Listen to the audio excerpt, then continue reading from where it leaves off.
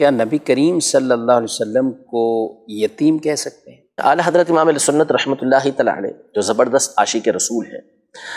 اور نبی پاک صلی اللہ تعالیٰ علیہ وآلہ وسلم کا جو معاملہ ہے وہ عام معاملہ نہیں ہے۔ آپ کی بارگاہ کے اندر جو الفاظ استعمال کیے جاتے ہیں ان الفاظ کے استعمال کے اندر بھی بہت زیادہ احتیاط کی حاجت ہوتی ہے۔ جیسے قرآن مجید فرقان حمید میں اللہ جل شانہ نے صحابہ کرام علیہم رضوان کو فرمایا کہ یا ایھا الذین آمنوا لا تقولوا راعینا،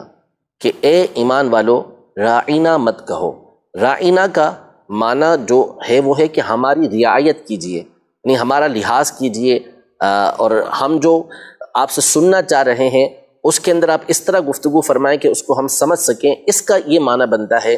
لیکن یہود جو تھے وہ اس لفظ کو نعوذ باللہ راعینا کر کے اور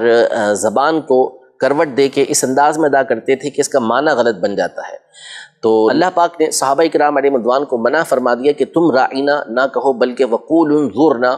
کہ تم انظرنا کہو، یہ فرمایا گیا۔ چونکہ اب نبی پاک صلی اللہ علیہ وسلم کا جو معاملہ ہے وہ انتہائی حساس ہے، ٹھیک ہے؟ تو ایسے الفاظ کا استعمال کرنا کہ جس میں نبی پاک صلی اللہ تعالیٰ علیہ وآلہ وسلم کی شان کے اندر ذرا برابر بھی کوئی نقص سا محسوس ہوتا ہو، اس سے علماء نے منع فرمایا ہے، سختی کے ساتھ منع فرمایا کہ آپ لفظ استعمال نہیں کریں گے۔ اب یتیم کا ایک معنی تو وہ ہوتا ہے کہ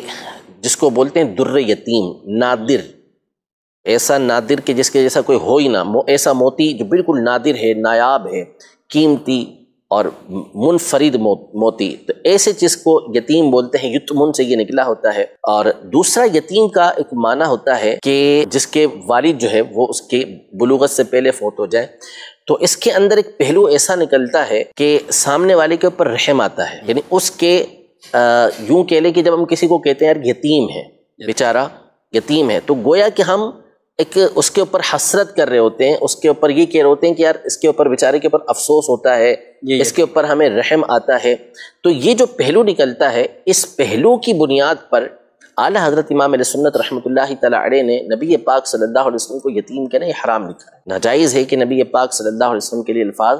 استعمال کیے جائیں۔ اللہ پاک وہ ان کا رب ہے، اور اس نے ایک خاص نبی پاک صلی اللہ تعالیٰ علیہ وسلم کی شان و عظمت کو بیان کرتے ہوئے فرمایا کہ الم یجد کا یتیما فآوا، ہم نے آپ کو یتیم پایا تو آپ کو پناہ دی، یعنی آپ کی پرورش کی، آپ کو ہم نے غنی کیا، آپ کو بے مثل و بے مثال بنایا۔ تو وہ رب ہے، وہ استعمال فرما سکتا ہے جو چاہے وہ ارشاد فرمائے، لیکن ہم جب نبی پاک صلی اللہ تعالیٰ علیہ وآلہ وسلم کے لیے الفاظ استعمال کریں گے تو وہ استعمال کریں گے کہ جس میں نبی پاک صلی اللہ علیہ وسلم کی شان و عظمت ہی ظاہر ہو۔ ہم ایسے الفاظ کو استعمال نہیں کر سکتے، اور اللہ پاک نے بھی جو استعمال فرمایا، ارشاد فرمایا، اس کے اندر کوئی نقص نہیں ہے، صحیح بات، ٹھیک ہے، کہ اس کے اندر کوئی کمی بیان کرنا ہو، ایسا نہیں ہے۔ بہرحال امام علیہ سنت رحمۃ اللہ تعالی کا فتویٰ یہی ہے کہ یتیم کا لفظ نبی پاک صلی اللہ تعالیٰ علیہ وآلہ وسلم کے لیے استعمال نہیں کر سکتے۔